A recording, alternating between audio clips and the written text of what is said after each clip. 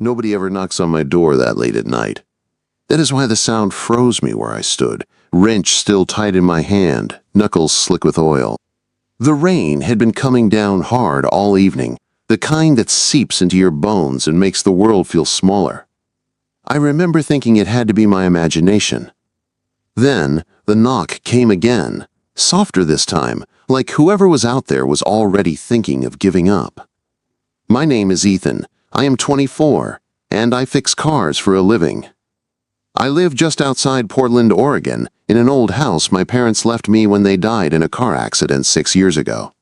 The place is worn down, with peeling paint and a porch that groans when you step on it. But it is mine. Most nights, I spend my time in the garage out back, working on old cars that may never run again, just to keep the quiet away. That night, I had been under the hood of my '78 Chevy, the radio playing an old Springsteen song, when the knock pulled me back into the world. I wiped my hands on a rag, shut off the music, and walked toward the front door. The porch light flickered as I opened it, and there she was. She stood under the weak yellow glow, soaked from head to toe. Dark hair stuck to her face, rain dripping from the ends. Her jacket was thin and streaked with mud, like she had been walking for a long time. She did not have a bag or an umbrella, just wide brown eyes that looked tired but steady. "Sorry," she said, her voice shaking from the cold. "I know it's late, but my phone died and I got lost. Can I come in for a bit?" Quote. I hesitated. I am not the kind of guy who invites strangers into his house. But something about the way she stood there, trying not to look scared, made it impossible to say no. I stepped aside and nodded.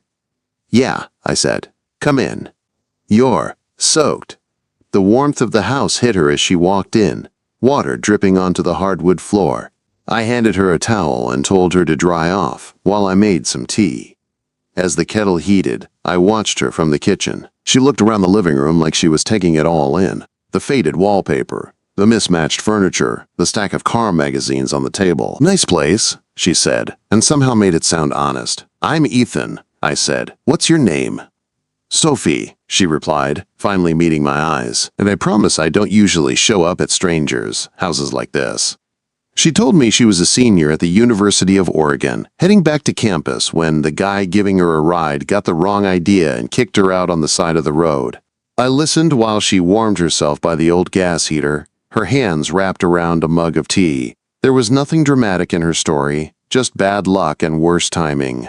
I told her she could sleep on the couch and I would drive her to a bus stop in the morning. She looked relieved, like she had been holding her breath all night. "Thank you," she said softly. "I didn't think I'd feel safe tonight." Before I went to bed, she stopped me with a quiet thank you and told me she was glad it was my door she knocked on. I did not know why, but that stayed with me. The next morning, she was still there, curled up on the couch, wearing one of my hoodies, looking like she belonged more than anyone had in years. We shared coffee and burnt toast at the kitchen table, talking easily about nothing and everything. She asked about the garage, about my parents. I asked about her art and her school. For a few hours, the house did not feel empty. I drove her to the bus stop like I promised, but before she left, she asked if she could come back sometime. Just to talk. I said yes without thinking. She came back that weekend. Then the next. She brought donuts once, hot chocolate another time. She sat in the garage watching me work, laughing when I got grease on her cheek. Slowly, without either of us saying it out loud, she became part of my life. I told myself it was nothing serious. She had a whole future planned somewhere else. I was just a guy with a wrench in a quiet house. But every time she left, the silence felt heavier.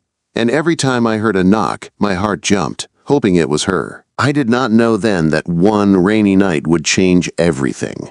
I only knew that the house did not feel like a house anymore. It felt like it was waiting. Sophie did not just visit anymore. She arrived like she belonged. Sometimes it was a soft knock on a Saturday morning. Sometimes it was her voice calling my name from the driveway while I was buried in an engine. Each time the same quiet feeling settled in my chest like something good had found its place. She liked the garage best. She would sit on the old stool I kept near the workbench, legs tucked under her, watching me work like I was doing something important. She asked questions about spark plugs and belts, about why one engine sounded tired while another roared. I answered everything, even when I knew she did not really care about the details. She cared about being there. One afternoon, I taught her how to change a tire. She struggled with the lug wrench, laughing and swearing under her breath. When she finally got it loose, she threw her arms up like she had won a prize. I laughed harder than I had in years. Grease smeared across her cheek, and without thinking, I wiped it away with my thumb. The moment hung there, quiet and warm, until she smiled and looked away. Inside the house, things changed too. Her mug appeared next to mine in the cabinet. A sweater she forgot one night stayed draped over the back of the couch. She left a sketchbook on my workbench, filled with drawings of cars and corners of the house I had stopped noticing long ago. Seeing my life through her eyes made it feel new. One night the rain came back heavy and loud, drumming against the roof. We sat on the sofa, sharing a blanket, a movie playing but neither of us watching. She told me about her parents, about how everything in her life had already been decided without her. Business school, the right job, the right kind of future. When I'm here, she said, staring at the floor, it feels quiet in my head, like I can breathe. I wanted to tell her to stay. The words sat right there, burning my throat. But I knew better. She had a life waiting for her. I was just a stop along the way. So I joked instead, told her she only liked the place because of my terrible cooking. She laughed and leaned her head against my shoulder. I stayed still, afraid that if I moved, the moment would end. The shift happened on a Thursday evening. The rain had been coming down since noon, turning the yard into mud. I was in the garage fighting with a fuel line on an old Mustang when the side door creaked open. Sophie stepped in, shaking rain from her jacket, holding 2 cups of hot chocolate. "Thought you could use a break," she said. She climbed onto her stool while I wiped my hands. Steam rose between us as we drank. The garage felt smaller than usual, warmer. She watched me in a way that made my chest tight, like she was seeing something I had been hiding even from myself. "Ethan," she said quietly, "have you ever felt like you ended up somewhere by accident but it feels right anyway?" Quote. I looked at her, really looked at her, rain in her hair, hope in her eyes. My mouth opened, but before I could answer, she stepped closer. Her lips brushed mine, soft and unsure. I froze for half a second, then kissed her back. It was not perfect. It was real. When we pulled apart, neither of us spoke. The rain filled the silence. "If I said I wanted to stay," she whispered, "what would you say?" My heart pounded so loud I was sure she could hear it. I told her the truth, that I wanted her there, that I was scared, that I did not know how people from different worlds made things work. She smiled and rested her forehead against mine. "Neither do I," she said, "but I know how this feels." We stayed in the garage that night, talking until the rain slowed and the cold crept in. She fell asleep against my shoulder, and I did not move. For the first time since my parents died, the quiet did not hurt. The next morning felt fragile, like something that could break if we named it. We made coffee, we avoided heavy words, but everything between us had changed. 3 days later, it all came crashing down. We were in the kitchen laughing over burnt pancakes when I heard tires on the gravel. A black car sat in the driveway, too clean for this place. The doorbell rang sharp and hard. When I opened the door, a man stood there in a tailored coat, eyes cold and judging. He said his name was James Riley, Sophie's father. She came into the room, face pale. He told her to get her things, that they were leaving. His eyes barely touched me. She did not argue. She just whispered sorry and followed him out. The door closed. The car pulled away. The house went silent again, worse than before. And I stood there knowing something important had been taken, and I did not know if it would ever come back. After Sophie left, the house felt wrong. Not empty. Wrong. Like furniture had been moved just enough that nothing lined up anymore. Her mug still sat on the counter, half full and cold. The blanket on the couch smelled faintly like her shampoo. I stood there for a long time, staring at the front door, half expecting her to come back and say it was all a mistake. She did not. I went to work that day and the next, burying myself in oil changes and brake jobs. My hands stayed busy, but my head never shut up. Every sound in the shop reminded me of her laugh in the garage. Every quiet moment brought back the way she had looked at me when she asked if she could stay. Weeks passed. 3 of them. No calls, no messages. I did not even have her number. I told myself that was proof enough. That whatever we had was easy to walk away from. That people like her always did. At night, I worked in the garage until my shoulders burned. The Chevy stayed broken. The Mustang stared back at me, unfinished. Her sketchbook sat in a drawer I did not open. Some nights, I turned the radio off just to see if the quiet would swallow me again. It almost did. Then one Tuesday evening, when the rain was hanging heavy in the air but not quite falling, I heard it. A soft knock at the front door. Not loud, not demanding, careful. My heart jumped so hard it hurt. I wiped my hands on my jeans and walked to the door, already knowing who it was before I opened it. Sophie stood on the porch, damp hair curling around her face, holding a cup of tea from the diner down the road.